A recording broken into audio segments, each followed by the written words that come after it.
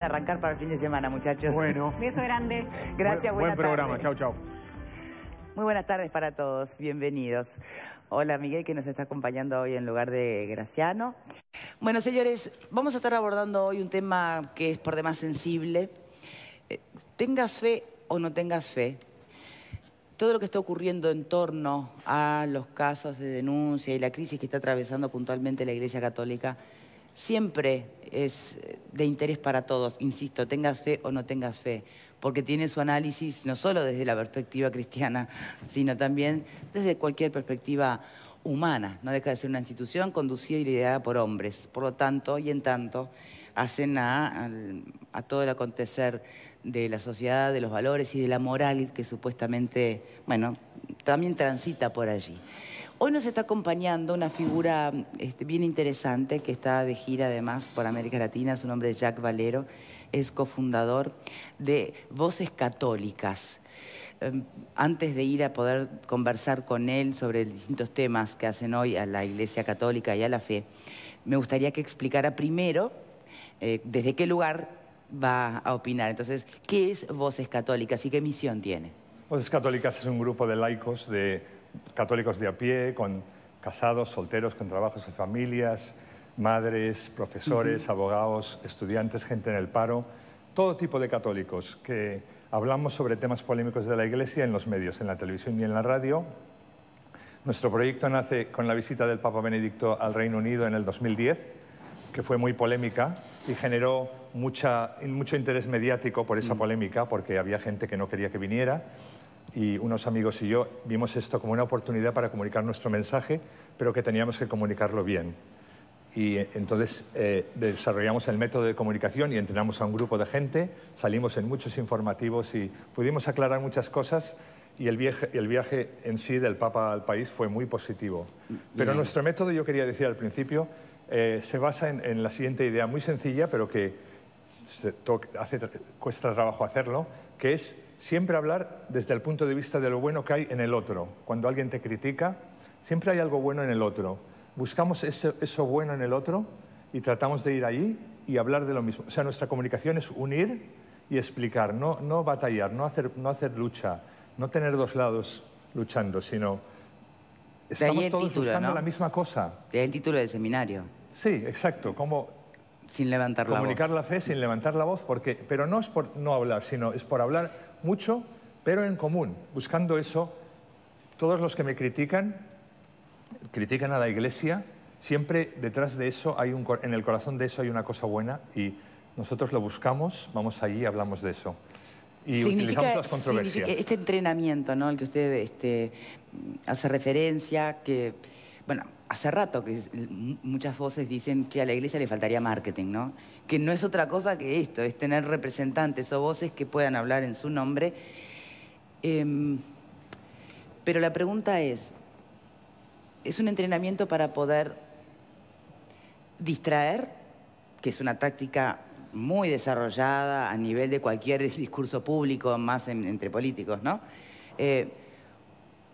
Para distraer y no hablar de lo que hay que hablar. Hoy es un entrenamiento para, bien, abordemos la crisis, vamos a meter las manos en la tierra en este asunto y vamos a enfrentarla. ¿Por dónde va? Es por lo segundo, obviamente. O sea, nosotros queremos ir al corazón del tema. ¿Cuál es el corazón del tema? El corazón de cualquier tema, o sea, por ejemplo, este concreto que está enfrentando hoy en el tema de abusos, sí. Lo que tenemos en común es que todos queremos que nunca ocurra más, que es una cosa muy terrible que ocurrió en la Iglesia y en otras partes, pero en la Iglesia en particular, que nunca ocurra más, que los que lo hicieron sean castigados, que las víctimas sean recompensadas y cuidadas. Todos queremos lo mismo. La cuestión es cómo hacer eso. Perdona que lo voy a ir pisando, ¿no? Lo voy a ir Exacto. Con todo respeto. Todos queremos lo mismo. ¿Todos queremos lo mismo? ¿La Iglesia Católica como institución quiere lo mismo? ¿O es lo que quiere hoy un Papa Francisco? ¿O es lo que han querido algunos papas puntuales en el correr de la historia de la Iglesia Católica y que por distintas razones, entre ellas el peso de los ortodoxos, no se ha podido avanzar? Yo estoy seguro que la Iglesia quiere eso. Bueno, otra cosa es que haya gente que sea incompetente y que no lo haga bien, pero en realidad queremos eso. los laicos, los que no somos sacerdotes ni obispos, todos estos miembros de Voces Católicas en todo el mundo, porque ahora el proyecto se ha extendido a más de 20 países, sí. Todos queremos eso. Y estamos hablando de esto y explicando no solo que lo queremos y la jerarquía lo quiere también, sino qué se está haciendo. Eso es muy importante. Porque, por ejemplo, en Estados Unidos, que hubo una crisis en el 2002, que está la película Spotlight, que es muy buena, que te explica lo que pasó y cómo hubo una toma de conciencia, que habían cosas que pasaban, pero que se tapaban o no se le daba importancia. Y de repente hay una persona que mira toda la cosa globalmente y ve que esto es un problema más grande de lo que se pensaba, lo denuncia y entonces la Iglesia tiene que reaccionar a eso. Eso fue un buen paso para nosotros que hicieran eso. Pero lo tuvo que hacer el Oscar. Digamos, digo... pero lo tuvo que hacer el cine. El cine, bueno, pero la cosa pasó ya en el 2002. La crisis pasó en el 2002 y fueron los medios, fue la televisión, la radio, los periódicos que nos hicieron ese favor. O sea, eso es muy bueno. Nosotros pensamos que los medios son muy importantes en la vida de una nación y de la Iglesia, porque si no, uno hace lo que quiere y eso es malo. Tienes que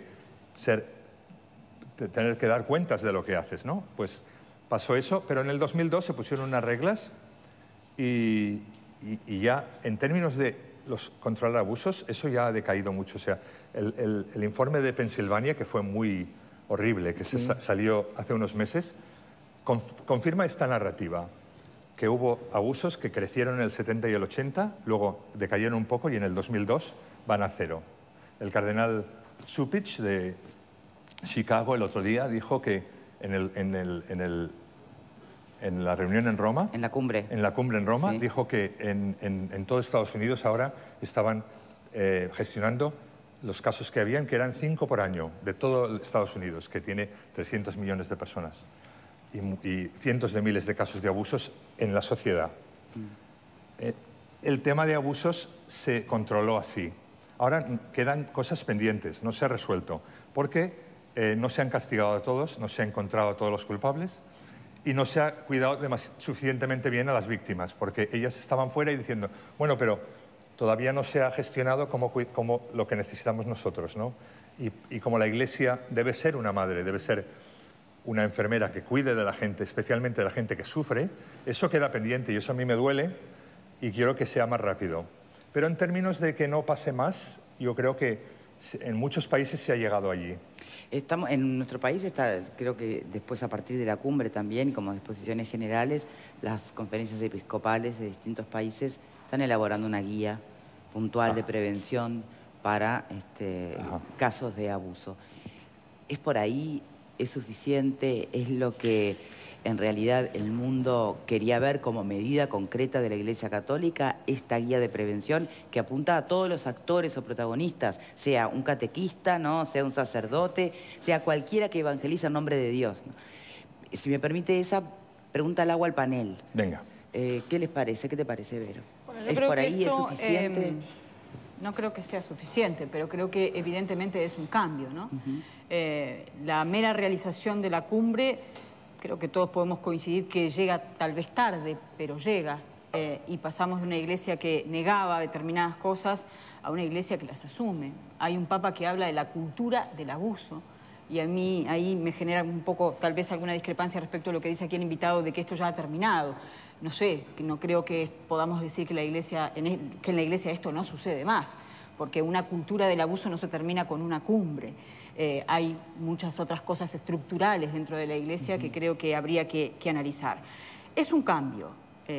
Creo que falta, porque no alcanza con un protocolo, porque yo creo que no alcanza con expulsar a estas personas de la comunidad. Creo que en varios países... Tendría que intervenir la justicia, no solo la divina, sino la justicia de la ley de cada país. Un signo fuerte de las distintas comunidades de la Iglesia sería que estos casos, aun cuando se supone que han prescripto, sean llevados a la justicia. Y que sea la justicia la que diga que ya, bueno, el delito como tal prescribió. Porque aquí no hablamos de pecados, hablamos de delitos. Entonces creo que un símbolo fuerte de un cambio real para mí sería que sea la Iglesia quien entregue los antecedentes de estas personas y las denuncias a la justicia y que sea la justicia quien resuelva. Y después ver cómo se va a cambiar esta cultura del abuso. Bien, a ver qué Sí, dice no, el porque invitado. yo también, yo estoy totalmente de acuerdo. Y en mi país, en el Reino Unido, eso ocurre. Nosotros no llevamos nada, siempre lo lleva la justicia. Y por eso digo que y no es suficiente, los protocolos son necesarios, pero no son suficientes. Hay que cambiar el corazón, hay que cambiar cómo piensa la gente. Pero eso que has dicho es lo mínimo que hay que hacer. Exacto. Que la justicia lo lleve, y cuando se da eso, en los países donde se da eso, que es en el Reino Unido, en Estados Unidos y en algunos más, eso funciona.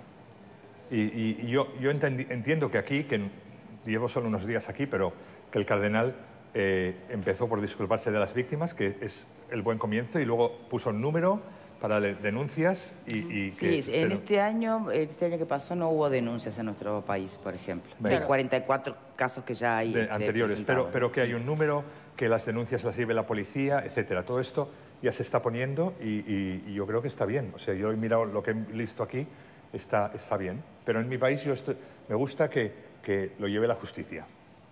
Usted dijo que es laico, ¿no? O sea que, sí. Porque yo puedo imaginar que en este estado de situación y hoy, además, que la información llega a todos lados, ¿no?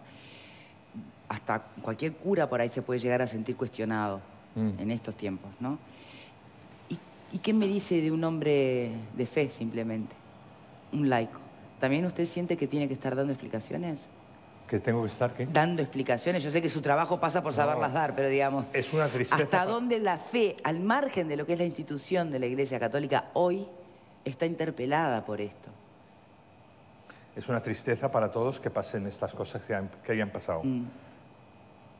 Todos queremos que se resuelva. Los católicos quieren que esto termine. Ahora bien, si uno mira Estados Unidos, por ejemplo, que tiene mucha importancia, ellos han salido a la prensa cosas de 10 diócesis. Hay 200 diócesis. Con el tiempo esto tiene que salir mucho más, y aunque sea del pasado dolerá mucho porque las víctimas también les duele ahora, no les dolió solo entonces, sino... Y para mí Dios ha permitido esta humillación nuestra por los crímenes que se cometieron y porque quiere una iglesia diferente. Y entonces eso que está pasando ahora nos va a llevar a un punto mejor luego. ¿Desde este lado? Bueno, sí. La primera y principal de las cosas que a mí me parece que es que hay que saludar los cambios de actitud. Y probablemente también, pero siento que el propio Jacques coincide, esto quizás sea solo el comienzo. Porque, como creo que tú mismo has dicho en algún medio de comunicación, la primera cosa valiente y corajuda que está protagonizando Jacques es algo que generalmente no ocurre en el mundo y por ende en nuestro país tampoco, y es cuando una organización de cualquier tipo suele ser acusada de que alguno de sus miembros han cometido errores, o en estos casos, horrendos crímenes, en general, la primera reacción de esa organización es defenderse. O relativizando esos crímenes, o fragilizando el testimonio de quienes lo denuncian, o, pésima estrategia, diciendo, ¿por qué nos miran a nosotros si en realidad otros lo hacen más y o peor? La primera cosa que yo advierto como cambio que tú has dicho es lo que nosotros, quizás no aplique el nosotros, primera persona del plural, pero sé que puede ser entendido, lo que han hecho integrantes de mi iglesia es tan grave como lo que han hecho otros, pero peor. Más grave, más grave. Por eso digo, pero peor, sí. Más grave. Y ese me parece una mirada que necesariamente uno espera de la Iglesia Católica. Lo dice un agnóstico, lo dice un hombre que no tiene fe desde esa perspectiva, pero que abraza como suyo el principio cristiano de amar al otro como a ti mismo. Abrazo ese paradigma, me reconozco en él. ¿Quién es el papá de Jesús? Es lo que menos me importa en este momento. amar al otro como a ti mismo.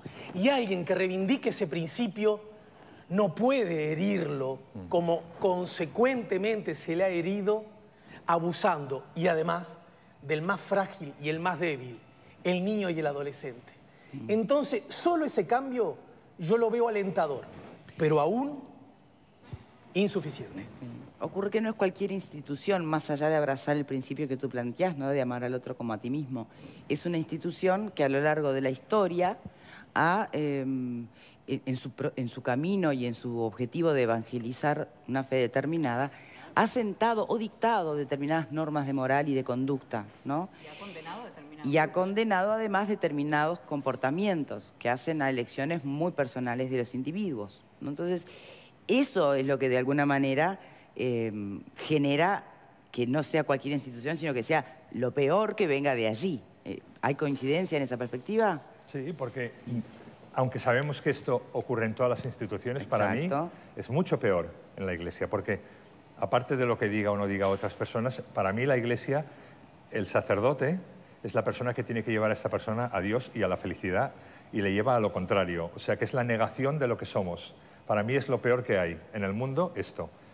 Aunque pase mucho en otros sitios. A mí eso no me importa tanto. Lo que me importa es que en la Iglesia no debería pasar. Yo quiero que esto termine. Bien. ¿Alguna intervención, Alfredo? Sí, a mí me parece bárbaro que, primero, que se denuncie por parte de las autoridades de la Iglesia y de los creyentes el tema de los abusos, que se condenen. Me parece genial. Creo que en buena hora. Lo que me da la impresión es que están sacando el agua con el balde, pero no cierran la canilla. Yo creo que la Iglesia como estructura es una estructura muy vieja, y es muy, por sus normas, es muy machista. Entonces, el tema del celibato me parece que está absolutamente caduco en lo que es el desarrollo humano. Y si vos tenés gente, porque otras religiones, incluso protestantes, judíos, etcétera, los encargados de la fe pueden tener familia normal. Entonces me parece que mantener el celibato y mantener esa cuestión, en definitiva, es el caldo de cultivo para que... ¿Esa es la canilla abierta? Yo creo que esa es la canilla abierta. Mirá. Además, el tema, que me parece que el rol de la mujer en la Iglesia es muy menor. Entonces, en el mundo que estamos cambiando, con el rol de las mujeres que están asumiendo, por suerte, el papel, que la Iglesia todavía mantenga esa estructura machista, cerrada, y que las mujeres, poco menos que son secretarias o monjas, ¿tá?, y no pueden ser más nada, parece que justamente hace caldo de cultivo a estos abusos y hace caldo de cultivo a que abunden religiones que en definitiva engañan a la gente. Pues yo no soy católico, pero me parece que la religión católica es muy respetable y hay pseudo religiones o sectas que atraen gente por otro motivo, y que la Iglesia, entre otras cosas, por estas cuestiones ortodoxas, viejas, de no cambiar, generan rechazo, ¿no? Entonces, me parece que está bien que lo reconozcan, que empiecen a cambiar, pero me parece que le falta todavía, para ser gran reformador de la Iglesia, creo que a Francisco le falta todavía bastante, ¿no? En un rato vamos a ir a hablar sobre la figura justamente puntualmente del Papa Francisco. ¿Le puedo responder a esto? Sí. Sí, cómo no. Y después, Miguel. Bien. El estudio más importante sobre abusos de clérigos lo hizo una institución de la policía de Estados Unidos que se llama John Jay, College of Police, y ellos hicieron un reportaje en el 2003, que luego lo revisaron en el 2011, y allí decían que el celibato no es una causa explican que el celibato no es una causa del abuso, con los datos que tienen, de 50 años. Entre otras cosas, así a términos simples, ellos dicen mucho más, pero entre otras cosas porque los abusos en otras iglesias e instituciones religiosas que tienen personas casadas son del mismo nivel que en la Iglesia Católica. O sea... El problema de la Iglesia Católica entonces ha sido encubrirlos, no tanto que se generen dentro... Bueno, se han encubierto en todas partes, pero no, nuestro problema es que eso no debería haber pasado. Está claro, se han encubierto. Claro, con la homosexualidad dentro de la Iglesia. No, y entonces, sin embargo, a pesar de que el 80% de los abusos son hombres con chicos jóvenes, sí. También este informe dice que la homosexualidad en sí no causa abusos. O sea, un tipo dice, soy homosexual, no le predispone a ser un abusador. Bueno, la homosexualidad reprimida, como es en este caso, ¿no? No es eso, es otra casi. Es el poder. Otra cosa, es el poder, es el poder. Hablar, es el poder. O sea que sí. no es el celibato, no es la homosexualidad, aunque estas cosas tienen su papel ahí. Es el poder. Tenemos ¿Y que qué hacer pasa? una pausa ya, Valero, ¿me Ok, permite? el poder. Y ya Vamos a hablar volvemos. del Y poder. hablando del poder, estará al tanto del último libro de Frédéric Martel, ¿no? Bien. Sodoma, perdón. Sodoma. Por Gomorra. Sí. Sodoma, poder, exacto. Exacto. Y escándalo en el Vaticano. Venga. Sobre este asunto, miren lo que opina el escritor, que es un periodista, declarado también homosexual, él mismo sin ningún problema lo dice.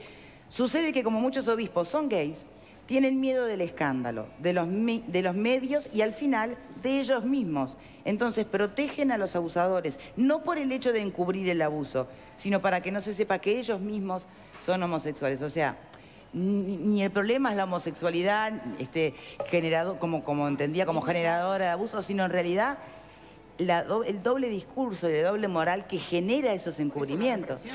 Es mucho más complejo todavía. Pausa y ya venimos. Las amapolas de tu país.